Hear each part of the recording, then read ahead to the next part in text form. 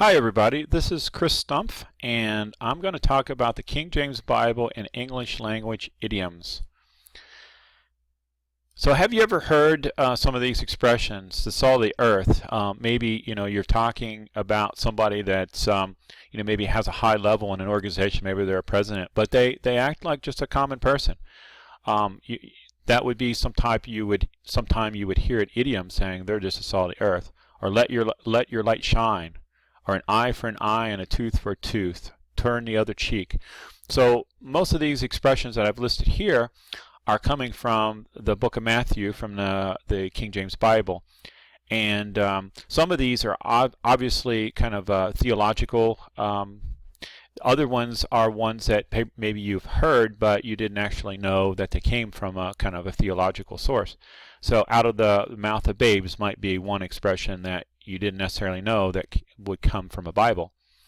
So these type of expressions are kind of used in everyday life, and I wanted to dig a little bit more into this. So one of the things that I had in my head when I was looking into this a little bit is, one, I didn't really know what an idiom was, so I'm going to tell you what an idiom is in a moment.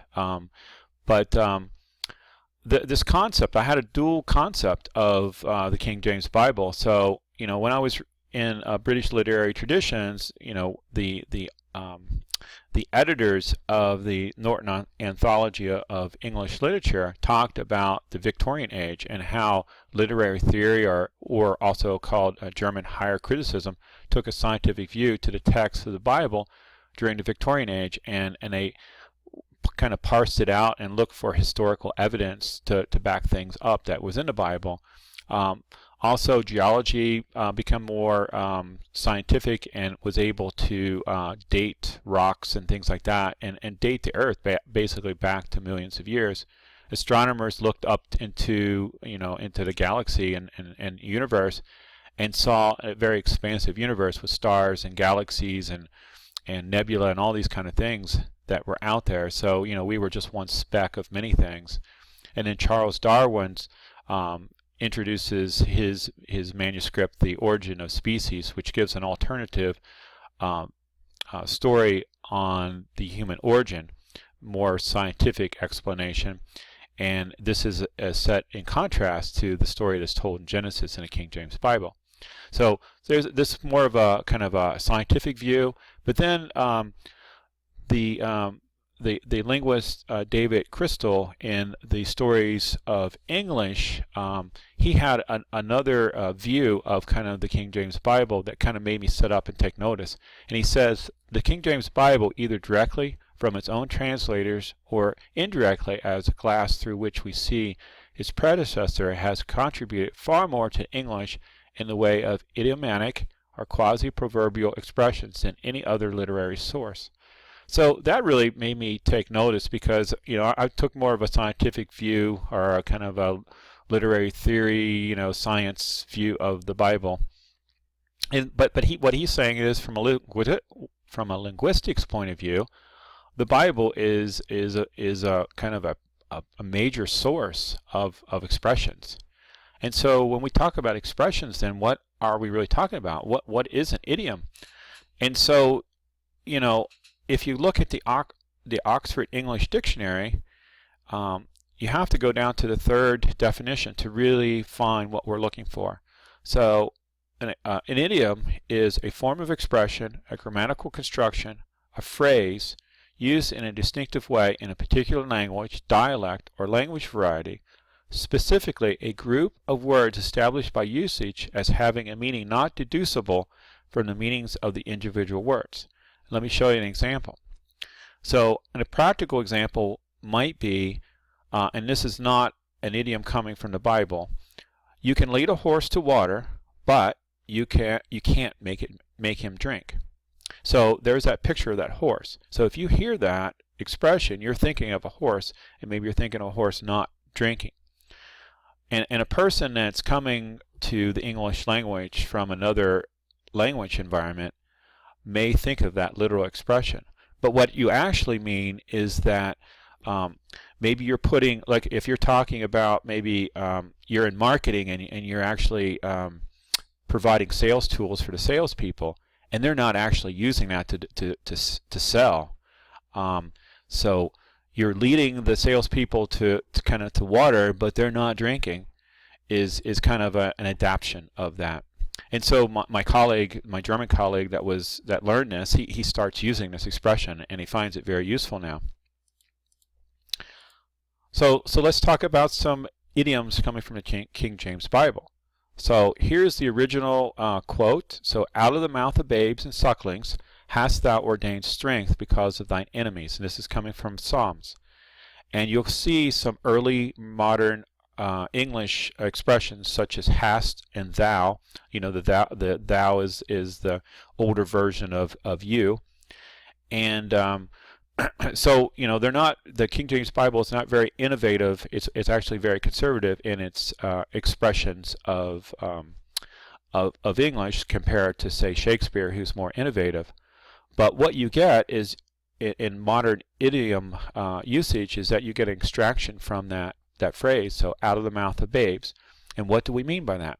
Well, generally what we mean is that this is a sentiment expressed by a child that seemingly supports an adult observation.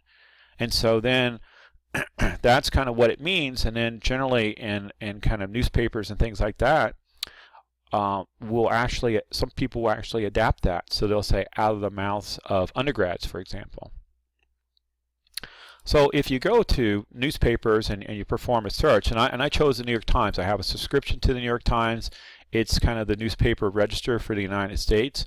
So if you look for that expression out of the mouth of babes, you'll come up with an advertisement from Amazon, probably a book chapter.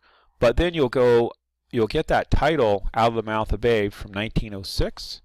You'll get it from 1878, 1912, and 1997. And there's actually a couple, you can see there's 267 results coming from that phrase. So it's kind of a phrase that makes people sit up and take notice. What do they mean by that? And so it's kind of a good hook to get people to read your article.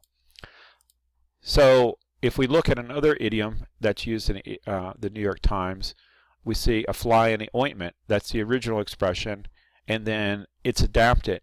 And so in an opinion piece written in the New York Times, it says undercover fly in the lawyer-client ointment. So that also kind of makes you sit up and take notice, and what do they mean? And hopefully, the author of that is hoping that you'll actually want to read their opinion piece or their article. So why are these idioms catchy then? There's probably three reasons for that. One is, for 400 years or so, these idioms have been reinforced because they're repeated, in sermons and weekly recitation of Psalms. And in England, King James is appointing that the Bible, the King James Bible, is to be read in all the churches, and also some of the predecessor Bibles to the King James Bible. So if that's happening on a weekly basis, then people are hearing this over and over again, so it echoes kind of in their mind. But also, the translators of the King James Bible were translating the original kind of Hebrew and Greek, so the Greek of the New Testament and Hebrew of the Old Testament, and not necessarily translating word for word. They were borrowing from earlier English translations, and they were also trying to make the language not feel stilted. So they were translating these idioms that maybe were in the original Hebrew and making them kind of fresh idioms in the English language. So a lot of the language in the King James Bible is in verse. So you have iambic rhymes. So from strength to strength. So there's a stress on those bold-faced words. So you've got that iambic kind of pentameter kind of thing that Shakespeare would kind of write in. You have alliteration, so many mansions, the two M sounds at the beginning of the word. Assonance, from cradle to grave, so you got the A sound in cradle and grave. You have euphony, still small voice. That expression kind of sounds nice to your ear. you have monosyllable kind of expressions. You know, not what you do. So every single one of those words is a single syllable. And then some of the expressions rhyme. So signs of the times. So signs of the times kind of puts a kind of a sound worm or something like that in your mind, and it kind of echoes or whatever. So you kind of keep that with you. And then these kind of have these kind of poetic properties. So people will take these, adopt them, and then adapt them. So one adaptation is from kind of the Ten Commandments is, thou shalt not covet thy neighbor's Wi-Fi, instead of thy neighbor's wife or whatever that it would have been originally.